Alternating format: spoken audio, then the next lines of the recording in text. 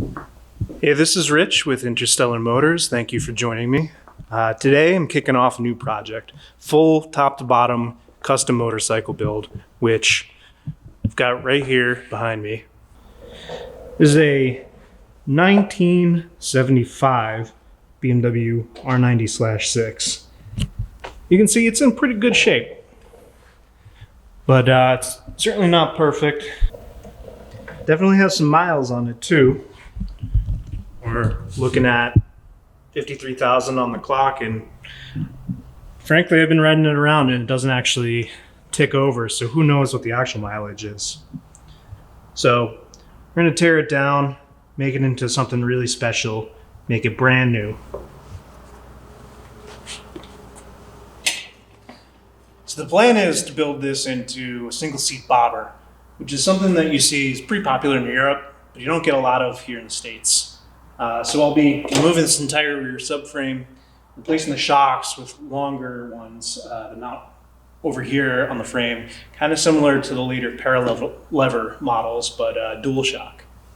I'll be replacing this gigantic battery with a smaller lithium battery that's going to go underneath the swing arm here to keep it out of sight. It's also going to get a whole host of really nice electronics, including some that we make here locally in Rochester, New York.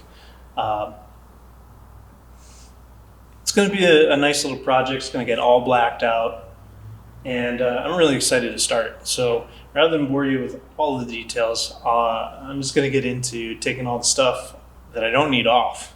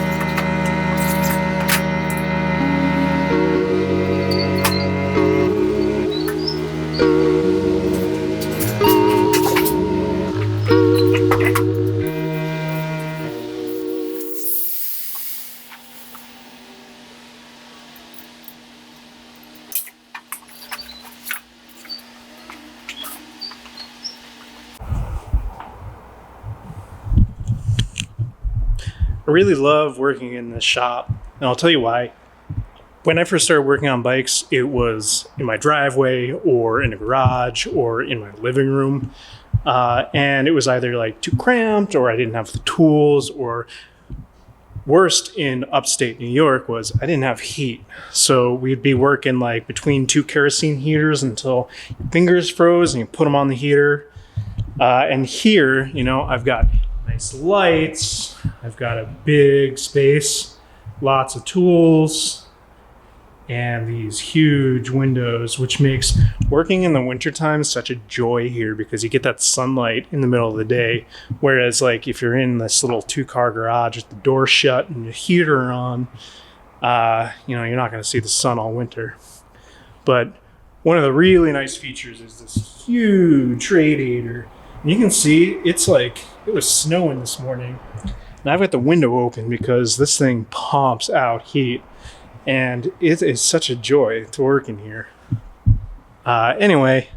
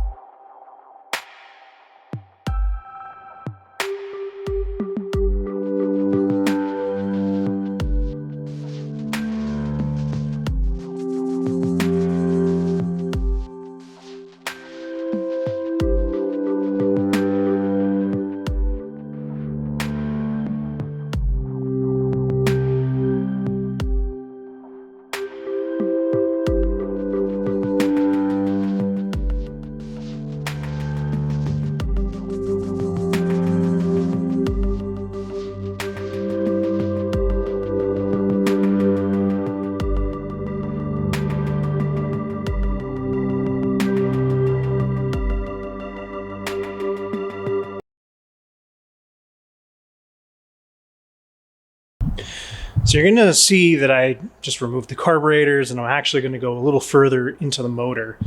And the reason for that is we're going to remove the valve covers and the heads and eventually the cylinders. So we're going from a 900cc motor to a 1000cc motor. It's going to bump the horsepower up by about 10 horsepower. That way it's got a little bit of bite to match its bark, I suppose. So if we're going to go through all this effort of kind of hot rodding this thing, at least the motor's going to back it up now.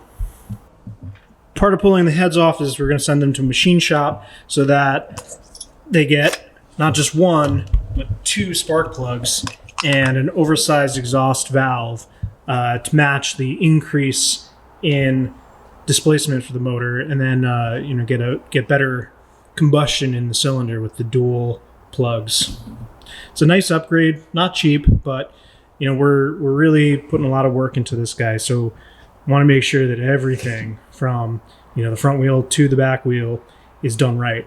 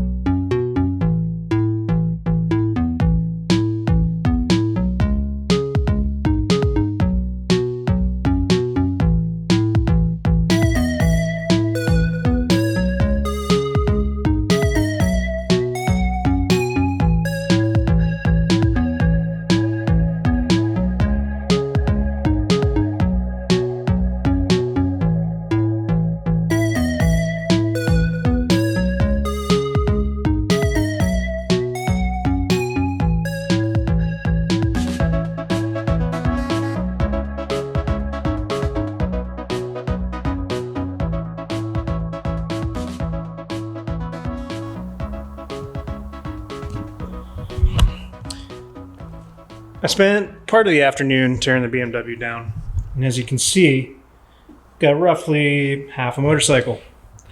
Didn't really touch the front. I'll get to that eventually, but today I really wanted to get the back subframe off so they could start mocking up our seat and the shocks. I wanted to get the heads off. They're in pretty good shape overall, considering the mileage. Somebody's definitely been in here before, but considering that we're going to be doing the 1000cc kit and we want to put dual spark plugs in these, I'm going to clean them up, get them packed up and shipped out to a shop so that these can be nice and fresh when we get the new cylinders and pistons in. Additionally, I have a bunch of parts that I've been collecting over the past couple of weeks. You can see them here. This stuff's all going to go on the bike. You can see we've got this cool LED headlight from Cognito Moto, small lithium anti-gravity battery. This one packs the same punch that that huge truck battery that was in the thing did. I've got this cool Renthal fat bar, so I'll be machining my own top triple treat to house that. And here are those hand switches that I mentioned before. These are made by me in Rochester, New York with my partner Sean. And we just got these back from Anodize not too long ago, and I think they look amazing. So they're going to pair with this Moto Gadget M Unit Blue. This is like a Bluetooth CAN bus system, so you can kind of rewire the bike, totally custom. You have programmable turn signals, all sorts of stuff. Pretty cool little unit. I'm also going to be using their barn end turn signals, which are just a beautiful little piece of design. They go right there on the end of the handlebar, and they are bright as hell and look nice and clean. Depending on whether I can get the key switch ignition on the BMW to work on this guy or not, we might be using this RFID unit. This is also something that we're making here in Rochester. It's just like a key tab turns the bike on. You know what? In fact, we've got a bike here that is using it. I can show you. This is a little Honda CB125 that we've been working on for quite a while, thanks to a very patient customer. Just hooked up a little battery real quick to demonstrate. Here's the key for this bike. It's just this little RFID key fob. And the unit itself is tucked up underneath. This is some temporary wiring, but that little unit right there, all you have to do is take the key, hold it near, and you can hear the click. Turn it off again. So you can see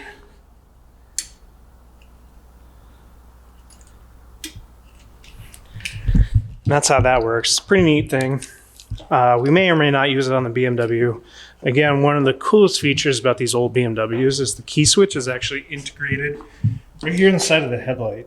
So this is the key, which I've always loved. It's one of my favorite parts of the BMWs. They have a lot of character with weird stuff like that. Got a couple more parts. Electronic ignition, that's just a quality of life upgrade. And then these are the taillights I'll be using. These are these tiny little LEDs. You can see it's like barely bigger than my thumbnail. Those are going to go underneath the bobber style seat that I'm going to be making. I'm going to machine this kind of like substructure to hold the lights and hold the seat, and that's going to attach right to the end of that little oval tube right there. So I'll kind of plug in there and maybe we'll run a bolt through it or something like that. Yet to be seen. So that's part of why I tore the bike down today. So I hope that was fun to watch. It's not the most exciting part of the build, I promise. But in case anybody's wondering who I am, I build custom bikes in the name Interstellar Motors. I've been doing this part-time since like 2014. Well, officially under this name since 2014, and a lot longer before that. We've got a couple builds under our name these days, including this BMW R100 we did a few years ago. This CB750 Cafe Racer. Here's a little CL350. And yeah, that's actually copper. And so it's, part custom bike shop, part DIY workshop. I split the space with some friends of mine. We have fun working on bikes. I spent the past 10 years working full-time in the trade show industry. And as you guys can imagine, earlier this year, the trade show industry went from tremendous growth to absolutely zero right about March. So I've been, hanging out here in this shop doing some side jobs for people, building exhaust, making seats, whatever. But I've also been working at this place across town called The Motor Works, where we CNC machine a bunch of motorcycle parts. So I'll put a link to that below. You should check it out. If you're looking for an example of the kind of stuff that we machine, this is a mirror that we made. Just ties onto the end of the handlebar there. Pretty nice looking piece, if I do say so myself. We have hand switches. We've got a bunch of other stuff too.